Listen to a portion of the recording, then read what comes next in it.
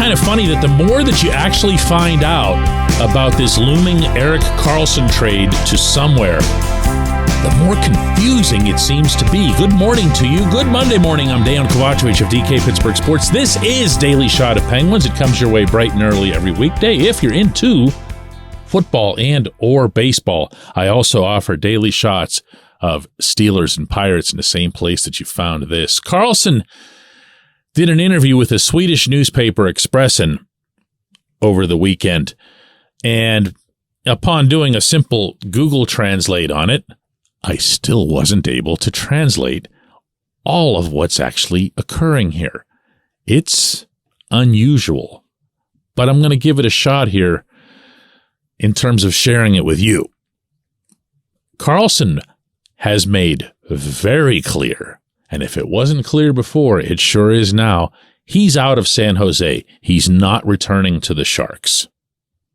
So the Sharks can either move him or they can just let him sit out, or I guess an even worse case scenario would be that he goes and plays for them but doesn't want to be there, and then they're burning $11.5 million of cap space and being embarrassed and all that other stuff. So Mike Grier, the GM there, is not in any position of strength here, not with the player, not with the teams who are interested in acquiring Karlsson.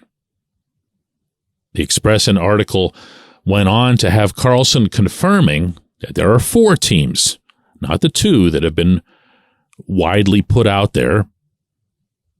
And those 4 are the Penguins, the Hurricanes, the 2 that everybody talked about, as well as the Maple Leafs and the Kraken. And while the article, the reporter, strongly suggested in his own words that the Penguins were the favorite, the quotes from Karlsson really, I don't want to say downplayed or dismissed it, just flat out rejected it. Karlsson did acknowledge having conversations with Kyle Dubas, the Penguins GM, also with Jason Spezza, the assistant GM, who was Karlsson's longtime teammate in Ottawa. But even there, Karlsson kind of downplayed that, like, me and Speds have been talking forever, and these conversations really weren't even about coming to Pittsburgh or whatever. So you have a situation here. If you strip away all of the veneer, what you have underneath it is that Karlsson is going to call the shot as to where he goes. I know, right? Why? Well, because he has a complete no-trade clause. The Sharks gave him that as part of his contract. They can say, well, listen, we've hit up a deal here with the Hurricanes. We think we've got something good here. And he can just say at the last minute, I'm kind of thinking I'd like to go play with Sid and Gino and whatever. It's up to him. He can just nix the trade. And he has shown, at least publicly, no intention whatsoever of playing nice about this with the Sharks. For whatever reason, I don't even really care. He just wants, they've been terrible. He wants out. 102 points, Norris Trophy, didn't win anything, wants out.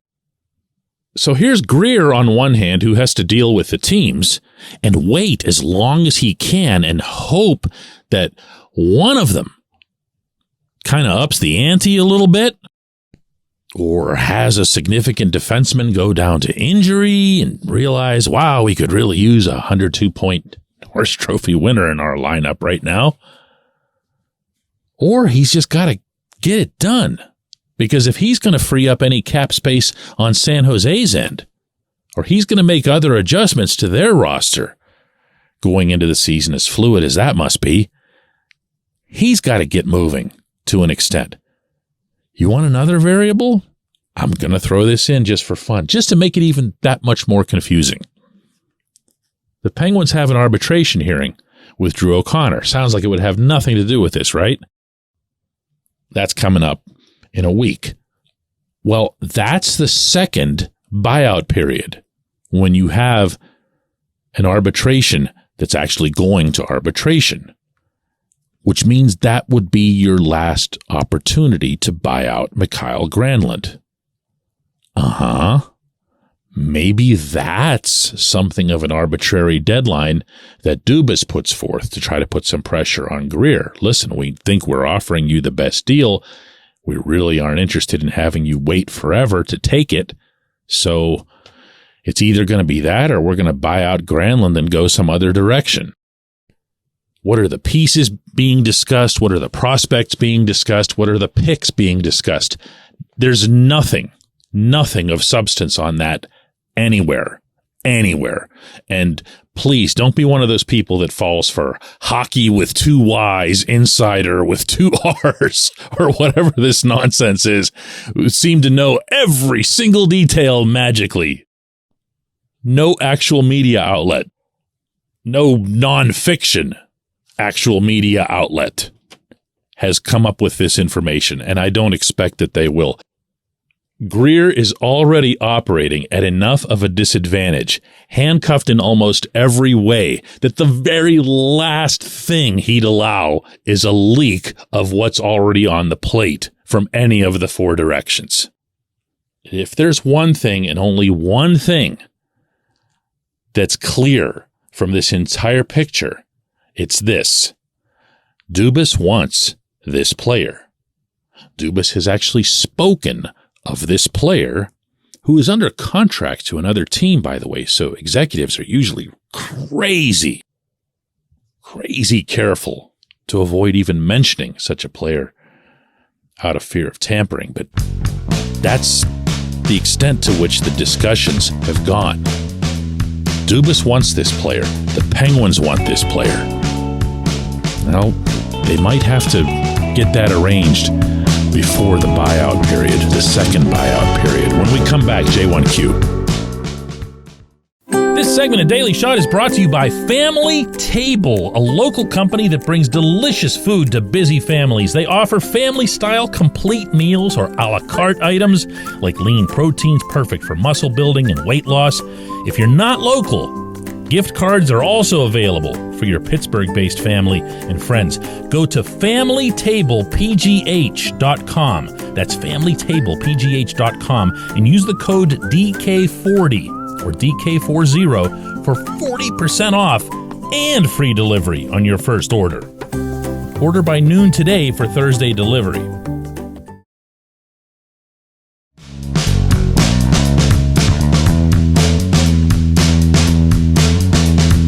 Today's J1Q comes from Zach Farnsworth, who says, "Hey DK, what's a realistic starting spot this coming season for the Penguins' first-round pick, Braden Yeager? Do first-rounders ever start out at the NHL level, or is that just for generational players like Sid and Gino?" It's a good question. And for those of you who are turning up your nose at, "Oh my God, I can't believe this guy asked this question," or whatever, don't do that. Don't do that. Hockey does way too much of that, and it's super annoying. There's even a term for it. It's hockey snob. Don't be a hockey snob. Don't be the one who listens to that question and goes, how can you think he's going to be this or that? Or do players usually do this or whatever? It's a good question, and here's why. First off, have a little fun here. Yeager did have a very good development camp. He had a very, very good development camp scrimmage.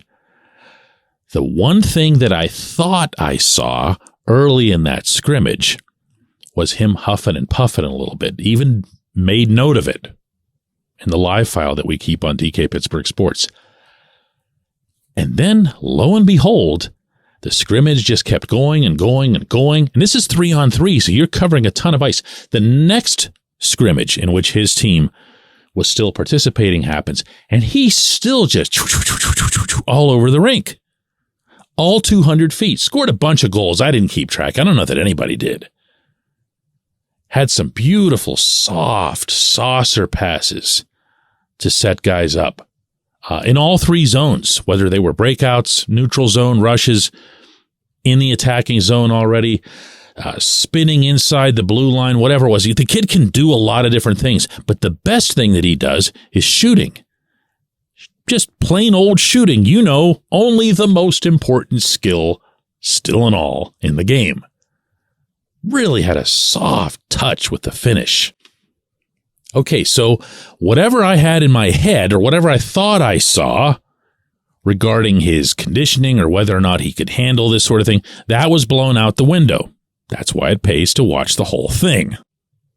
But now that I've said all that, he'd get, wow, I don't even want to think about what would happen to him physically in the NHL with his current stature. He is 5'11", or maybe arguably going to be 6'0" someday. He is only 18 years old, but he's 170 soaking wet with the skates and the equipment on. Now, unlike guys who have real thin frames, naturally thin frames, such as Marcus Pettersson, such as P.O. Joseph, Jaeger has the shoulders where he's still going to fill out a little bit. I think he can end up having not quite the stocky body that Sid has, for example, and certainly not the tree trunk legs that Sid has. But he can fill out more than he has. He needs to do that. He needs to do that.